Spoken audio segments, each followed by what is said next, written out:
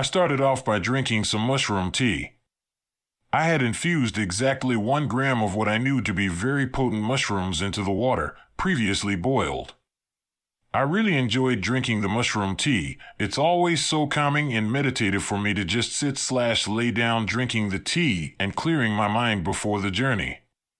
It feels sacred and reminiscent of something my ancestors did, very grounding for me. I drank the tea slowly, and when I finished it, I felt a little something already as it had been about 20 minutes. I then prepared a bowl of caapi leaves on top of weed for smoking. I went to the window and smoked these together.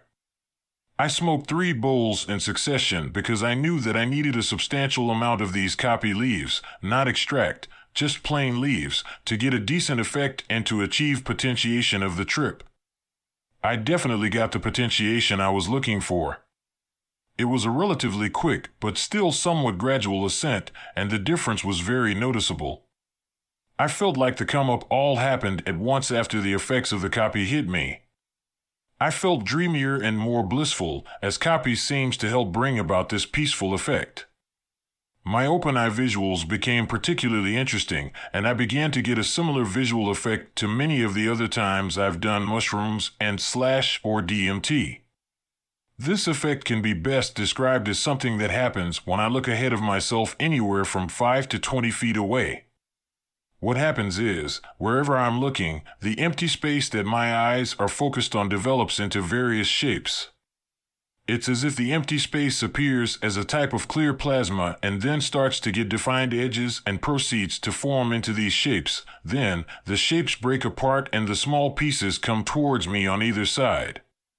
As the pieces come towards me, sometimes they move in strange rigid, often symmetrical, patterns, and other times they messily tumble on over. But every time this happens, the pieces are on each side, right and left, of where I was originally looking. And they tumble over to me on either side above my head and then come down to the ground on either side of me. When they come down upon me, I can feel their energy sweep over me. Sometimes it almost feels like a light breeze. This happened countless times throughout the trip.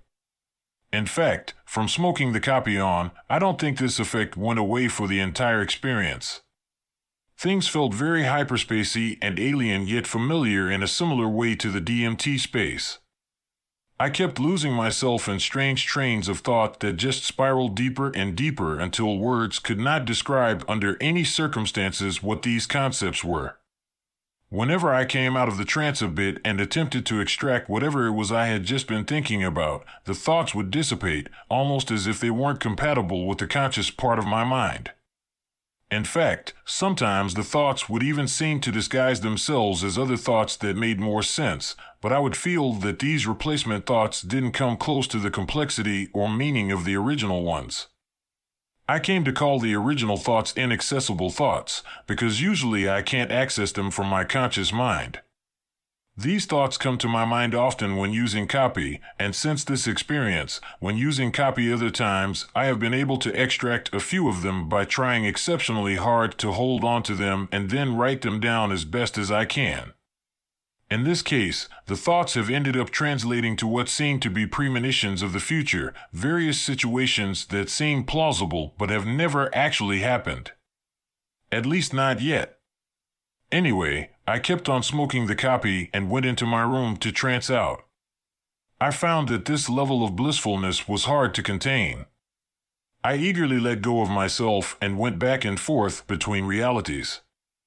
I kept lapsing out of existence and returning home. So refreshing and just so right.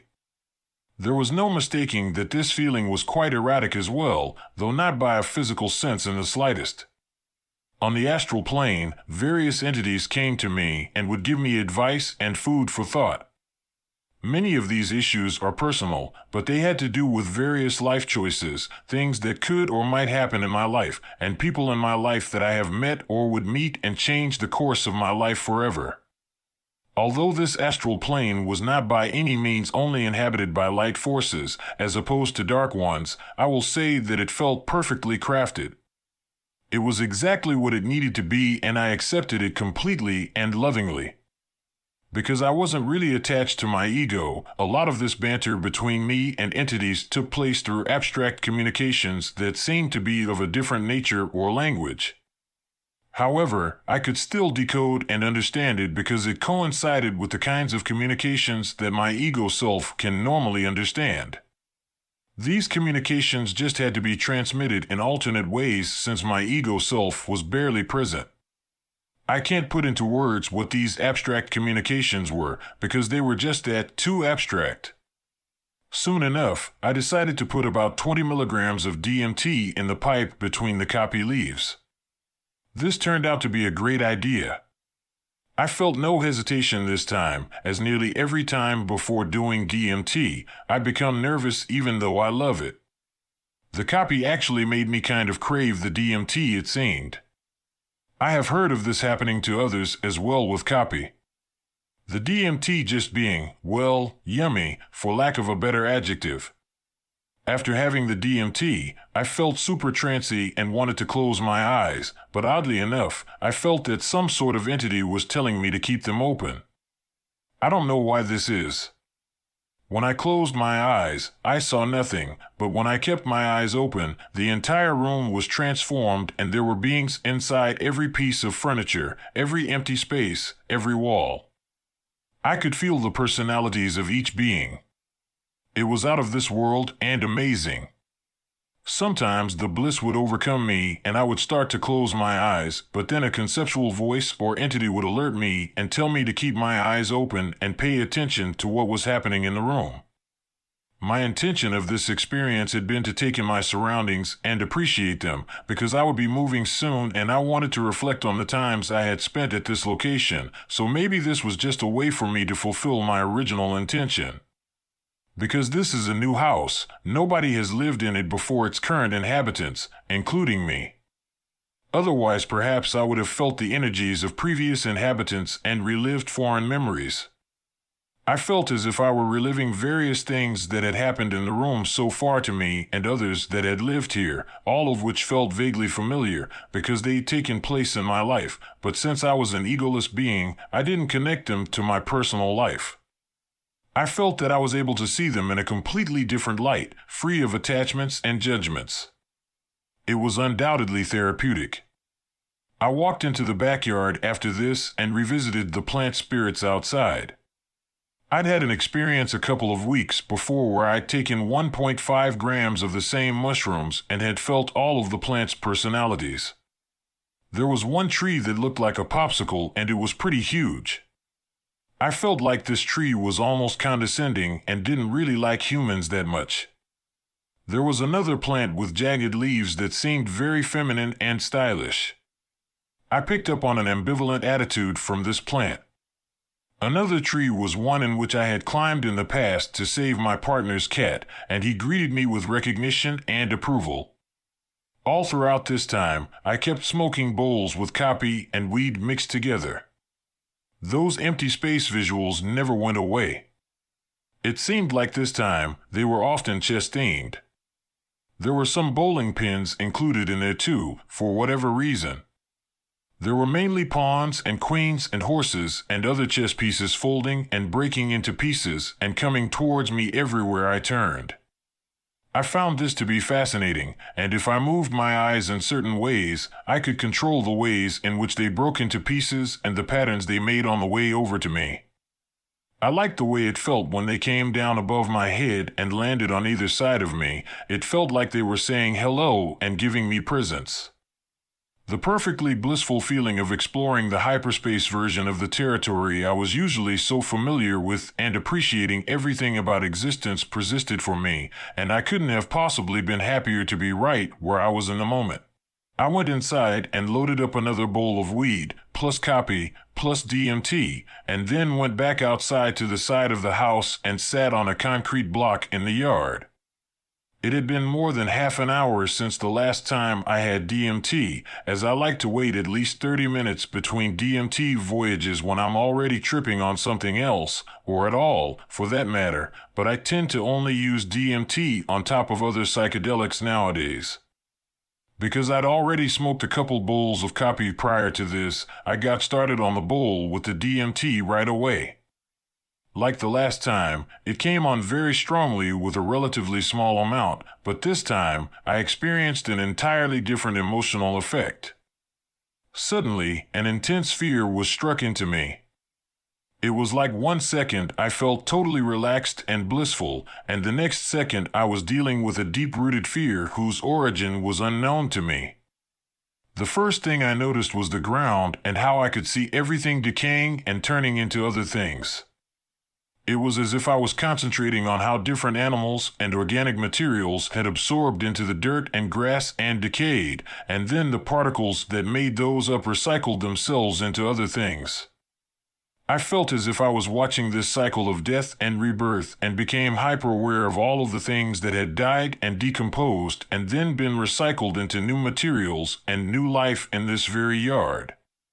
However, the random fears seemed very urgent.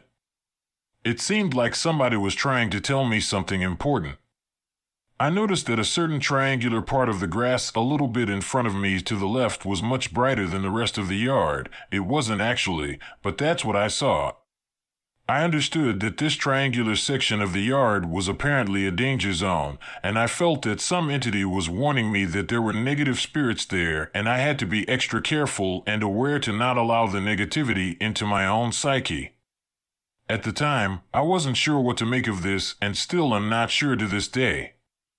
I don't necessarily believe in spirits or DMT entities as being apart from my consciousness. I don't have any beliefs when it comes to this sort of thing. I keep an open mind to all possibilities, but at the time, the fear made it seem so real to me that I tried to listen to the entity that had just communicated to me to be careful, and I stayed aware and alert so as to not let in this negative energy that was threatening me in the danger zone.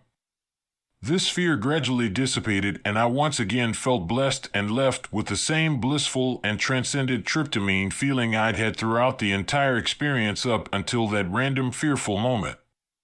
During the moments where I felt fearful, it didn't actually bother me very much. I took the fear for what it was and didn't make it into anything else. Fear is just an emotion. I knew somewhere within myself that I didn't actually have anything to fear. I just wondered, and still do, what this meant or whether I might be able to think of any metaphorical interpretations to what I experienced in the yard. After I came down from the DMT, I was still seeing plenty of OEVs and still seeing the objects forming out of empty space and tumbling towards me.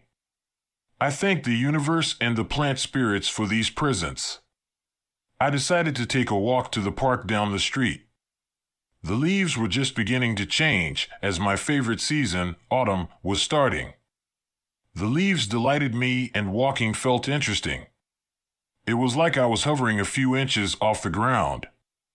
When I got to the park, I passed some people and could feel all of their energies very intensely. I got the sense that most of these people didn't really look too deeply into life, which felt like a shame to me, but I supposed that everyone was just who they were meant to be all the same. It was incredibly interesting being at the park watching people, and I felt like I could hear things and make out words being said from far away. This happens to me a lot on copy where I experience these heightened sensory abilities. I felt like a fly on the wall in the distance, a spy, almost. That's how clear things were that people were saying from far away. I had begun to get very tired by this point, as it was almost 6 hours after I drank the tea. I sat down on a log in the park somewhere and put my head down and just tranced out in a half-trippy, half-sleepy state of mind. I stayed here for another 20 minutes or so, then began to walk back home. As soon as I got home, feeling refreshed from the nice afterglow, I jumped into bed and fell into a deeper than usual sleep rather quickly. Because copy is a REMA MAOI and doesn't last very long, and on top of that, my route of administration was smoking, I experienced no negative side effects such as nausea or stomach discomfort and did not have to watch my diet. I felt that the copy made the mushroom trip much more visual than I'd ever experienced mushrooms to be before, and I felt much more spiritually ecstatic than usual throughout the entire experience. I also felt much more dreamlike. Smoked coffee seems to work wonders with mushrooms and DMT. Terrence McKenna was definitely onto something when he suggested smoking coffee leaves on top of mushrooms. I'm going to have to explore this combination furthermore.